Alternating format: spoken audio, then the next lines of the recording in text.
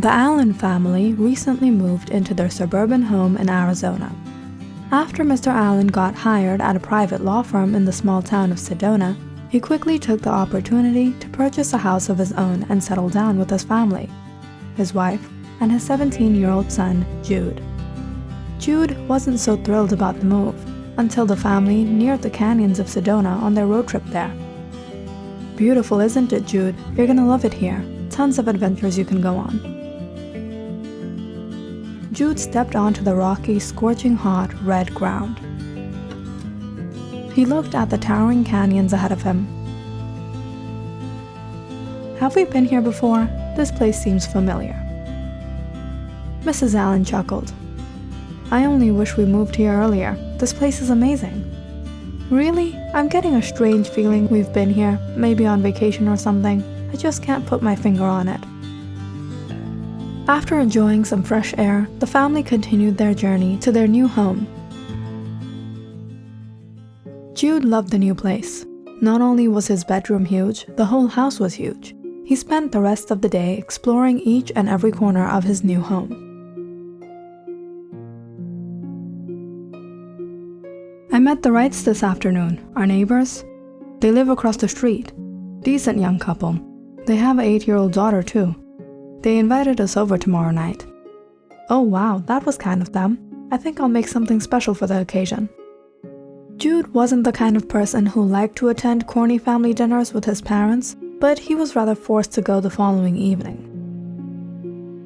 The couple wasn't too old as he was expecting. Caleb and Deborah were in their early 30s. They grew up in Sedona. They went to college here, and Caleb started his own business here as well. Over the evening that Jude spent there, he became quite curious about the family. Deborah was an interesting woman. Jude had been watching her bossing her husband around for quite some time now. Deborah had been trying to fix the blender that had suddenly malfunctioned. Caleb went to assist her and tried to open up the machine to take a look. "Give that to me. You're doing it wrong. I know how to fix it." Deborah took the screwdriver from Caleb's hand and started tinkering around with the blender. Jude could see that she was only messing it up.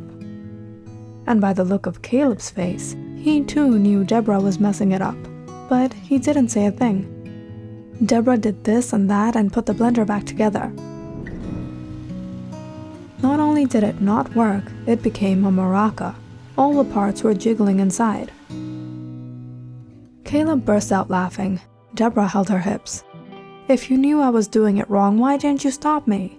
You would have argued with me, Deborah, but now you know you don't know how to do these things." The couple teased and argued with each other, all while having fun, making Jude a little irritated. Before the Allens bid them farewell, Deborah packed a whole bag of food and insisted Mrs. Allen to take it home with her. "We have to invite them over. It's not often you meet such hospitable people." "Yeah, Caleb is such a nice young man. He knows how to treat a woman. Deborah's a lucky woman. He's loving, caring, and understanding." "When was the last time you treated me like that?" "I know, Anna. We've spent nearly 25 years married together, and I've never been loving or understanding to you. I'm so sorry." "Oh, stop it, Dan. You know what I meant. You rarely have time for me. Always work, work, work." The real question is, since when did boring guys like Caleb start landing pretty women like Deborah? "Hey, that's my man. I was thinking the same thing. Your mother has become so delusional." "What? I've just become crazy living in a house with you two men." It took a while for Jude to get some sleep that night. He could hear his mother go on and on about how Caleb complimented Deborah on everything, even after so many years of being married. The next day, Jude decided to explore Sedona. He put on his hat, his watch, grabbed his flashlight, and his trusty pocket knife and headed out the door. "Jude, where are you going?" "On a treasure hunt." "When will you be back?" 10 years later. "Jude, be home on time." But Jude was long gone down the street. It wasn't long before Jude reached the stream. He spotted a cliff between two other plateaus. How long will it take to reach the top? Jude started his trek up the rocky platform. By the time he got there, the sun was about to set. The view was amazing, worth the climb. But thinking about the journey back down was exhausting. After gathering his energy, Jude looked down from the cliff. There were dense trees and shrubs down under until it met back to the stream. Maybe a shortcut down wouldn't be that bad. Jude held on to the edge before he jumped over. There was no lying, Jude was a bit anxious looking down, but he could see a sturdy ground right under him. He let go of his hands and landed about 6 feet under onto the rocks. The first jump was a little scary, but eventually it got easier as Jude climbed down. There was only about 2 stories left when Jude slipped and went sliding down through the trees. By the time he hit a stop, fortunately he had only scraped his skin here and there. Now that hurt, but the lecture Mom's gonna give me, that's gonna hurt more. Jude got up and brushed himself off. There was still light outside, but the trees that hovered above him made it dark. Jude could hear the water in the distance. He took out his flashlight and lit his way. But just as he was about to head off, his leg hit something. He stumbled back in horror. Looking closely, he widened his eyes in shock and disbelief before he turned to run. He didn't stop before he reached the creek. He took a minute to catch his breath before looking back into the dark trees.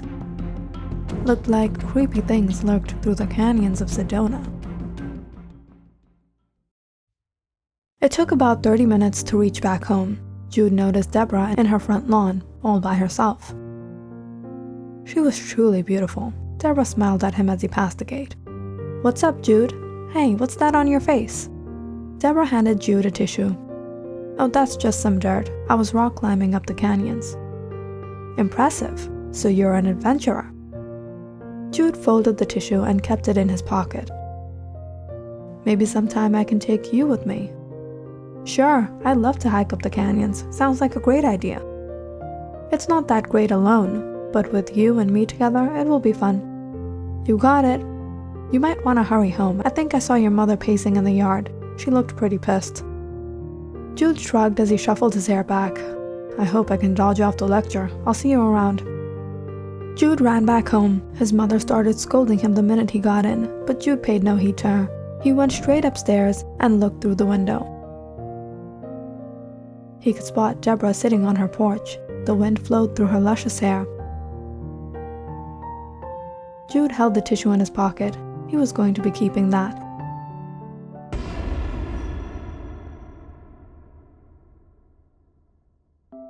The next morning, Jude woke up and went straight to his window that looked out onto the street. He saw Caleb driving out to work. Jude hurried to get ready. He made sure he looked nice before he went out and walked towards Deborah's house and knocked on the door. "Jude, you're here? Aren't you going to go with me on our adventure? Isn't it a bit too early?"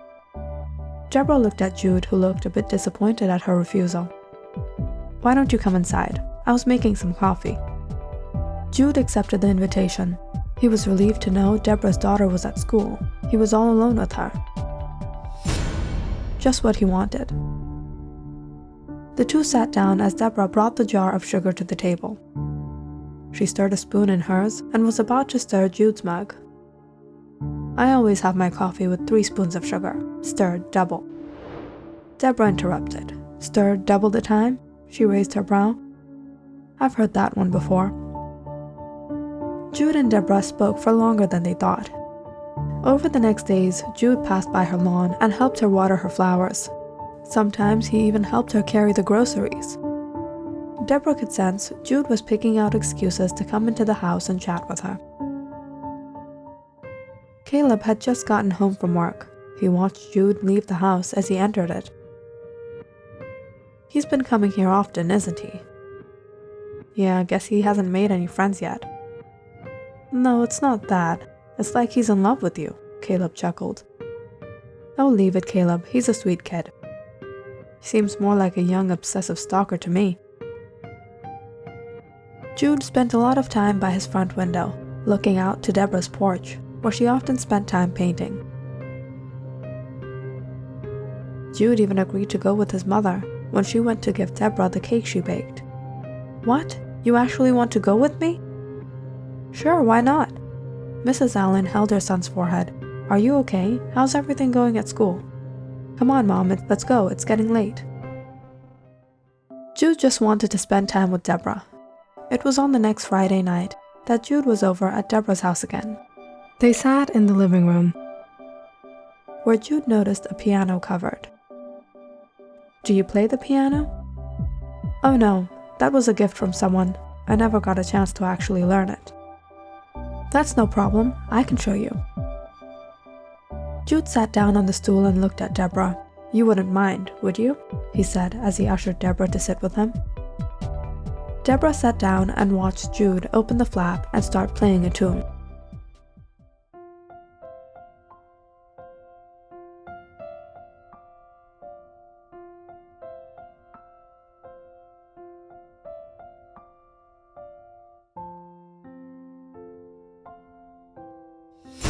She suddenly got up and looked at him bewildered. Where did you learn that tune? It's my favorite. I always play it. Do you like it? Deborah got a strange feeling about Jude. Something was so familiar about him. She knew this tune by heart. It's nice, she nervously smiled. I got something for you. You might like it. What's that? Jude handed Deborah a Mariposa lily. How did you know I like Mariposa lilies? Just an instinct. I was trekking through the canyons when I spotted it and I thought of you. Wow, that's strange. It's like you and I have a lot in common. I know, Deborah. That's why I wanted to ask you something. Deborah held the flowers in her hand, baffled. Uh-huh. Will you marry me? Deborah burst out laughing. Sure, absolutely. Once you're 18, I'll leave my husband, my daughter, everything, just for you. Deborah, I've fallen in love with you. Deborah nodded her head. Sure, I told you, next year. She took out a book and pressed the lily inside with all the others she had already. I didn't know you've been saving the flowers I picked for you. It's something I used to do in the old days. Wait, what do you mean you picked for me? Jude chuckled. I can't believe it took you so long to recognize me. I'm Ethan. Deborah froze. She turned around staring at Jude. What do you mean you're Ethan? Ethan is no more. I'm speaking the truth, Deborah, and you know it deep down inside as well. I've come back. I've been reincarnated. Deborah furrowed her brows. Jude, this has been enough. I think it's time you leave. All right, as you wish, my bumblebee. Deborah widened her eyes as she watched Jude leave. This was unbelievable. How could he even know the nickname Ethan gave her? Deborah anxiously waited for her husband. As soon as Caleb walked through the door, she sat him down. Caleb, you won't believe what happened today. What? Why do you look so scared? You look like you've seen a ghost. Ghost, spook, or spirit, I don't know, but there's gotta be something. Ever since the Wilsons put their house for sale, I thought the place was finally getting a new start. And then when the Allens bought the house, I was happy to move on from the loss of Ethan. But what if there's still something there? What if Ethan's spirit is still lurking in that house? Deborah held her head. What am I saying? I've gone crazy. Ghosts don't exist. Caleb looked at her confused. Ethan? You mean Ethan Wilson? Deborah, tell me what happened. Jude came here today. You know how he's been overly possessive. He proposed to me. He claimed that he was Ethan. Caleb fell quiet. What? I knew he was a creep. No, Caleb. I was speaking to Mrs. Allen the other day. She mentioned Jude had changed quite a lot ever since they moved to Sedona. I didn't tell her anything, but I think I know the reason why. Maybe it's all just a coincidence. You're just connecting the dots to something that really isn't there. It can't be a coincidence. Jude has these bizarre similarities to Ethan. He drinks coffee just like him. He plays the piano just like him. He even brought me Mariposa lilies just like Ethan used to. He called me by the same nickname, for crying out loud. Caleb furrowed his brows. Are you saying he's possessed? I don't know, but there's something in that house.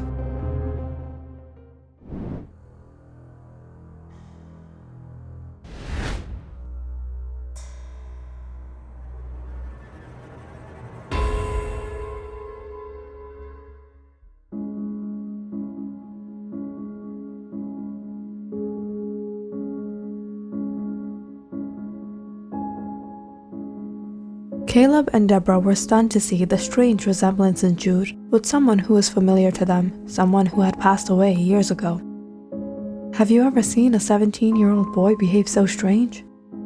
I did feel something strange about him, but possession is a bit out there. The kid's just a weird stalker. Avoid him, Deborah. Maybe he'll move on.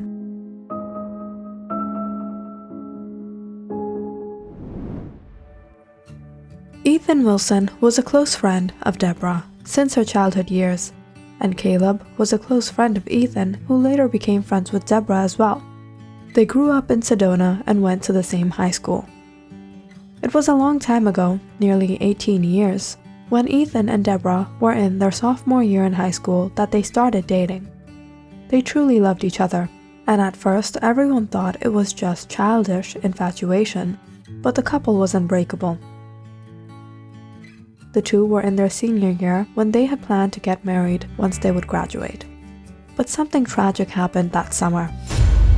Ethan suddenly went missing.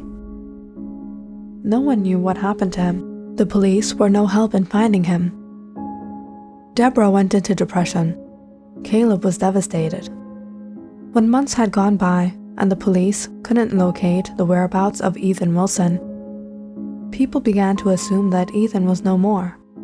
A few days went by where the townspeople held a memorial and came to give flowers and light candles. But soon the people dispersed and continued on with their lives. Everyone but Deborah. She was miserable. She mourned the death of her true love.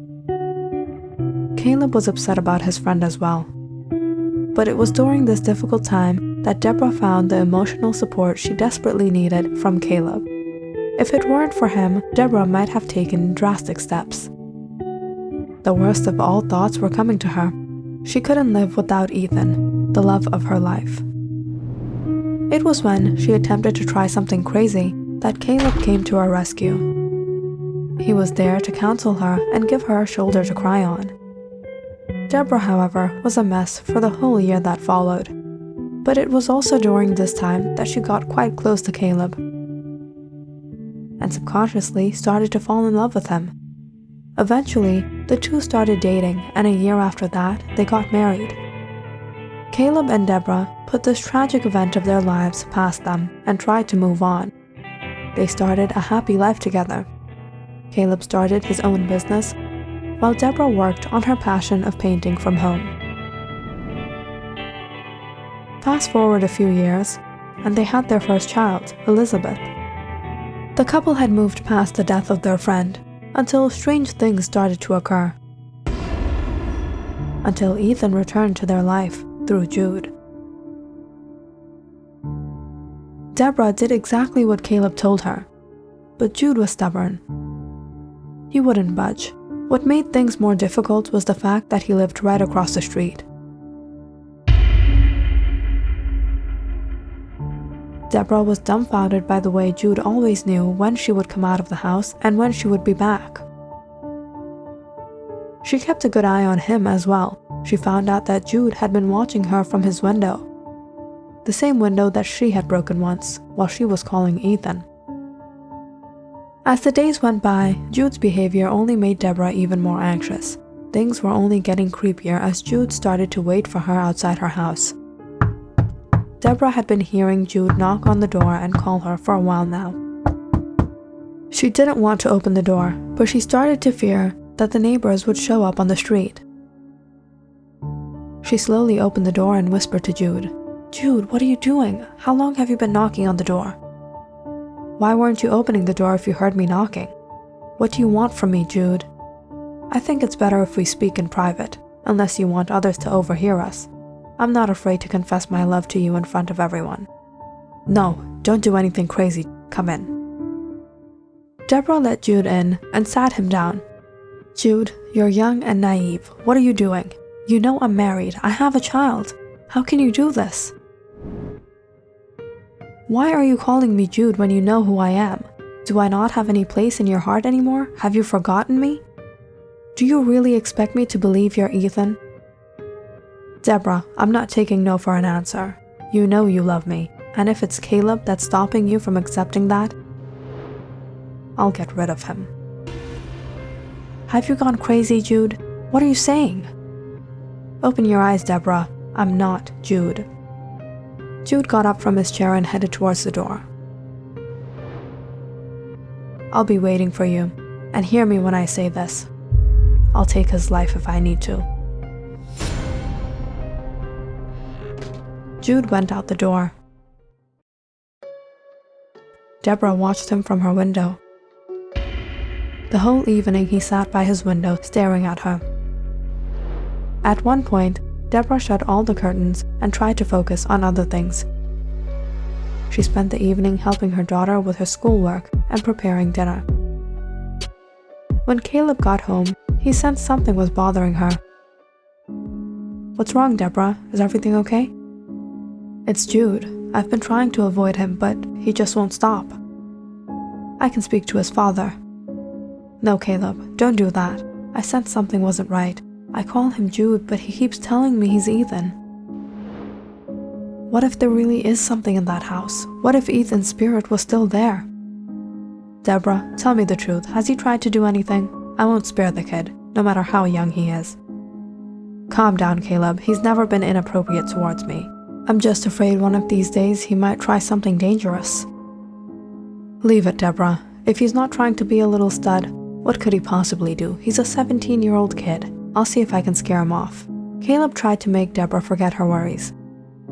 The two played a game of chess, joked around, and watched a movie before they finally went to sleep for the night. It was in the middle of the night, however, that Deborah woke up. Caleb was sleeping beside her. She went to the kitchen to get a glass of water, when she got a feeling that someone was in the house. Deborah got nervous. She turned around and got a glimpse of a shadow in her hallway. Deborah hurried to the hall. She breathed out in relief to see that it was empty. Perhaps she was just too stressed out. But just when she was going to return to the kitchen, she heard a creak upstairs. Suddenly, Deborah noticed the windows at the end of the hall open. She realized what had woken her up. It wasn't her. It was the knocking noise on the window that interrupted her sleep. She assumed it was her dreams. As soon as Deborah heard her doorknob twist, she ran upstairs to her room. There in the shadows stood a figure holding something sharp inches away from her husband. Jude, no! Caleb stumbled up from his sleep. What is going on? Jude's eyes were red in fury. In a coarse voice, he sternly said, I can do anything to get you, Deborah. I can do anything for our love. Jude, why are you doing all of this? I'm not Jude. I'm Ethan. Ethan Wilson. And you know very well why I'm back. To seek revenge from you for taking my life and my love. What rubbish, Jude. Ethan has been missing for nearly 18 years. Jude paced around. I haven't been missing for 18 years. It's you who has been lying for 18 years. My body is still laying there under the cliff at Oak Creek, where you took my life. This is absurd, Caleb shouted. Deborah, you know the truth. You know who I am. Look into my eyes. Remember the days we spent together. The nights I played the piano for you. Was that not between only you and me? Remember the days we spent in the canyon, where you used to bug me to collect those flowers? Remember the day you slipped? I carried you down the whole canyon. You still have that scar on your knee, don't you? Remember the night I proposed to you. It's been long, but how can you forget all our memories? I'll never forget what we had.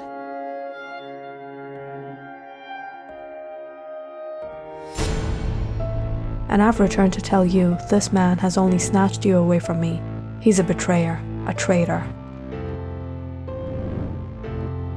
"You liar," Caleb shouted as he went to hit Jude. Just then, Deborah got in the way. "Don't touch him," she yelled out with teary ears. All Jude had claimed was true. There was no way anyone could have known this other than Ethan. Those nights were special between her and him, and that scar, she had always kept it hidden. She turned to Jude and looked at him in the eye. "Look, Jude, even if you are Ethan, both you and I have started a new life. I have a daughter, and you have a long life ahead of you. Don't waste your life by making your hands dirty taking his life. If he's done this for me, he'll get his punishment, and the biggest punishment will be that he'll never get me or my daughter," Deborah said, as the tears dropped from her eyes.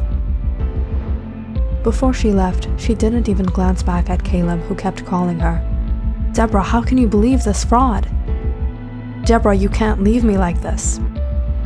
Caleb went to hold Deborah back, but Jude stepped in the way. Deborah turned her head. "Go home, Jude. I'm leaving this house. Forever." Jude walked out with Deborah. Caleb sat down on his bed. He threw the lamp off the bedside table, fuming with anger.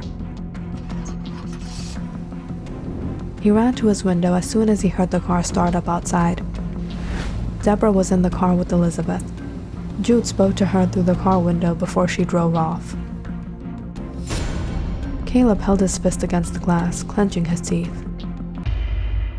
"If I can take your life once, I can take your life again, Ethan Wilson."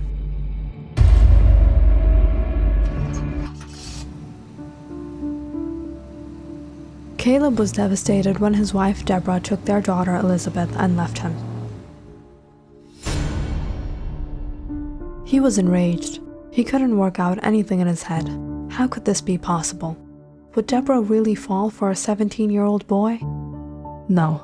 After being married for 15 years now, he knew Deborah. She couldn't fall in love with this immature 17-year-old boy.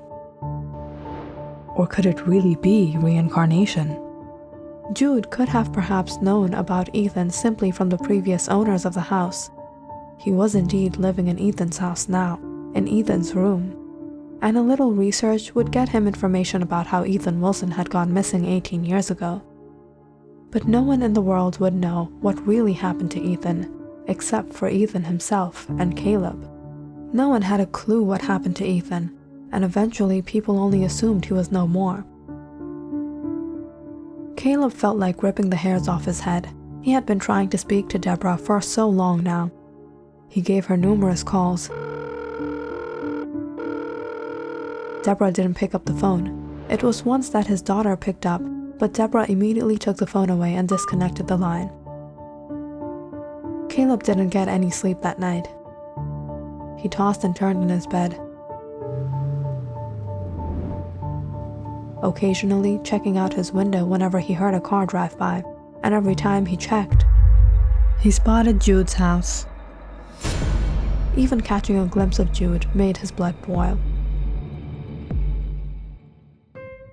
As soon as it was morning, Caleb tried calling Deborah again, but she had blocked his number.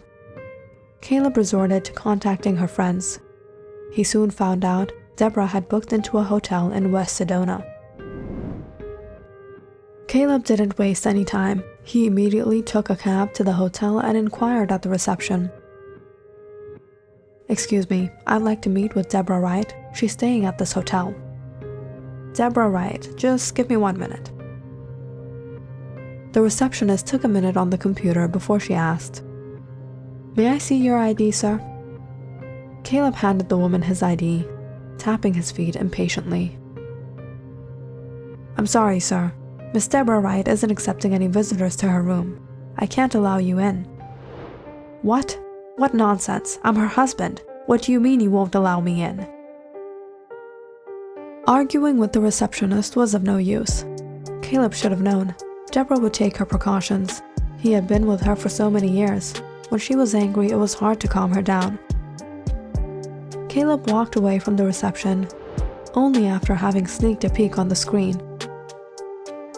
He got a glimpse of Deborah's room number, 3A. He waited for the right opportunity to sneak past the lobby. He went to room 3A and put his ear to the door. He could hear his daughter's voice inside. Caleb knocked on the door. His daughter opened up. "Where's your mother?" Without speaking, Elizabeth tried to close the door.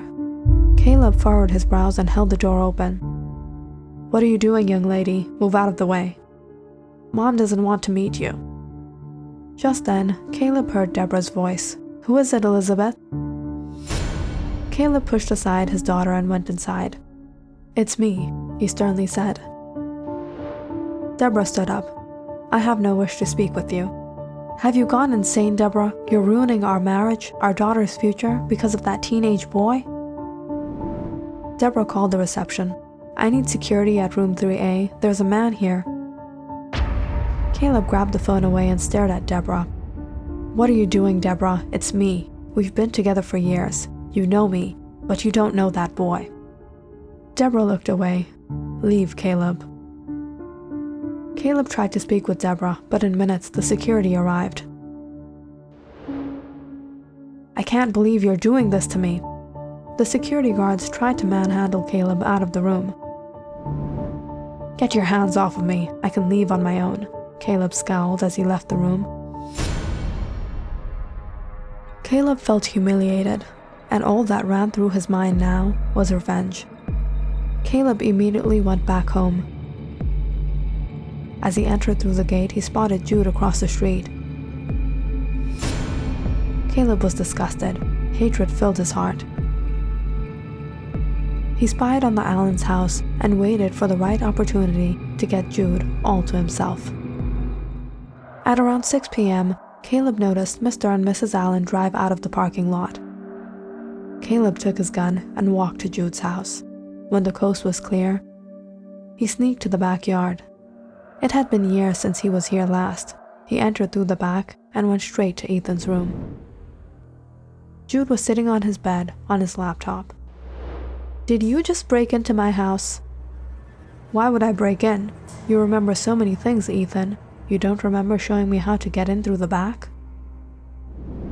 It was years ago that Ethan had showed him a secret entrance to the house. The window behind the house to the left could be opened with a simple push. The whole glass would come off. To Caleb's luck, the Allens hadn't discovered this little flaw in the house. "You made a mistake coming back, Ethan. What did you think, you would win this time? You would take life for a life? Well, guess what? If it was that easy for me to take your life once, it'll be easier to do it again."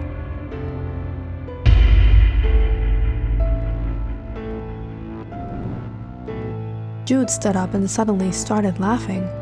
"You really think there is such a thing called reincarnation?" Jude shook his head and chuckled. You are a criminal, but you're not the intellectual kind, and definitely not the wise kind either." Jude picked up a book from his bedside table. "There's a reason I know all your secrets. It's because I'm not as stupid as you, Caleb. It was all in here, recorded and preserved." Jude waved the book in his hands. It was the diary of Ethan Wilson, dated 2001. Jude always had a tendency of exploring new places and going out on adventures. When he moved into this house, he discovered this diary kept hidden in a secret compartment in the ceiling of his room, which used to be Ethan Wilson's room. Curiosity led him to find out a little about the previous owners, the Wilsons. That's when he found out that their only son Ethan had suddenly gone missing, as if he disappeared without a clue, without a trace.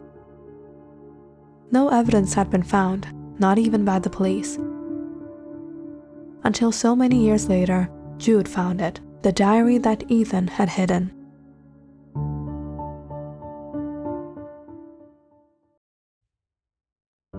January 21st, 2001. It's been a whole year since Deborah and I have been together. I don't know how to tell her how much I love her. It's like all I want is to be sure that she'll be by my side forever.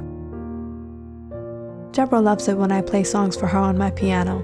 I thought for our anniversary, I would bring her over tonight, play her the song I wrote, the tune I composed just for her. and I'll give her my piano. March 14th, 2001. Deborah and I went to Oak Creek Canyon today, spent half the time picking Mariposa lilies for Deborah.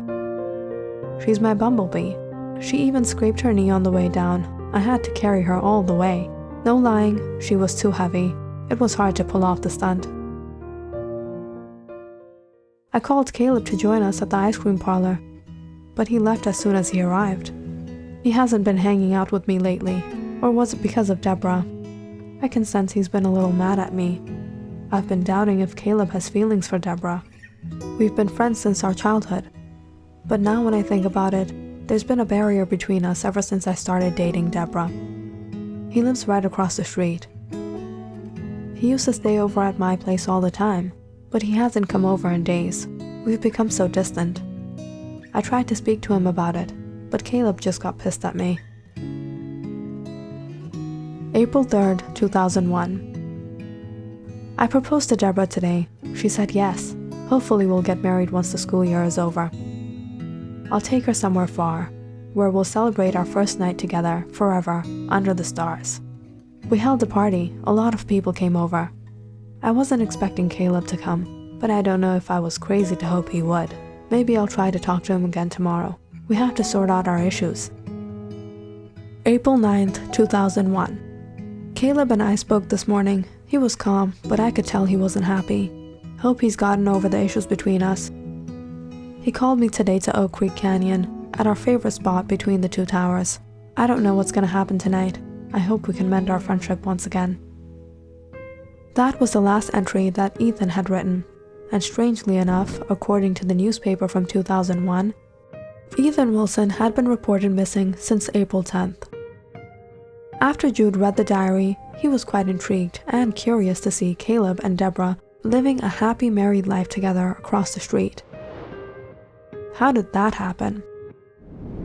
So Jude went to check out the special spot on Oak Creek Canyon himself. Perhaps he could pick up a clue there. It was tough getting to the top, but Ethan and Caleb sure did have a great hangout place.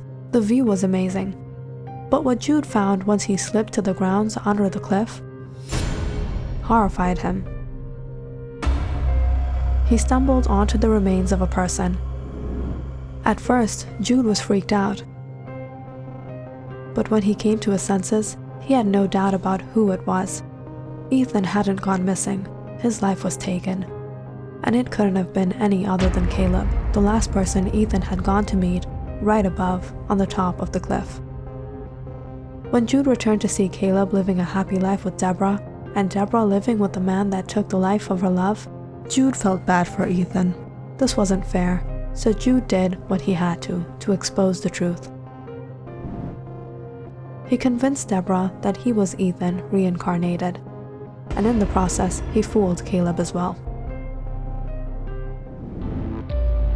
Caleb emptied his pocket and targeted his aim at Jude. "You aren't as naive as I thought you were. You're right. I pushed him off the cliff that night. I took Ethan's life, and I don't regret it a single bit. I'd do it again, 100 times if I had to. But what to you? You only brought yourself to your end." Just then, Caleb looked out the window. He could hear police sirens outside. Jude took the chance while Caleb was distracted and threw his pocket knife. Caleb lost his grip and stumbled back just as the police burst through the door. What to me? He'll have a long time to figure that out in prison. Caleb ran at Jude. "You pest, I won't let you live." The police immediately got hold of Caleb and arrested him. Jude took out his phone. "Officers, this man is responsible for the death of Ethan Wilson that occurred in 2001. His confession is recorded here." Caleb was taken away by the police. He was locked in jail waiting for trial for taking the life of an innocent individual. The remains were brought out from Oak Creek Canyon and sent to the forensic laboratory, where it was confirmed that it was none other than Ethan Wilson who had gone missing years ago.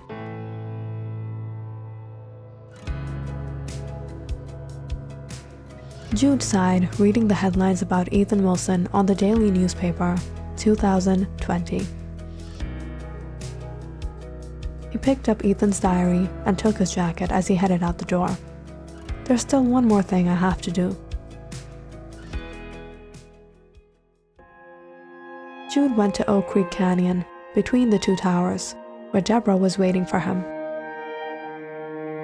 They buried the diary there, in front of the view of the whole of Sedona. Rest in peace, my friend.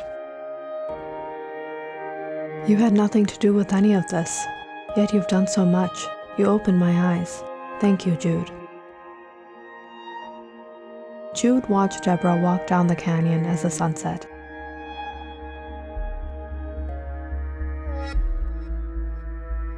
We all have our reasons.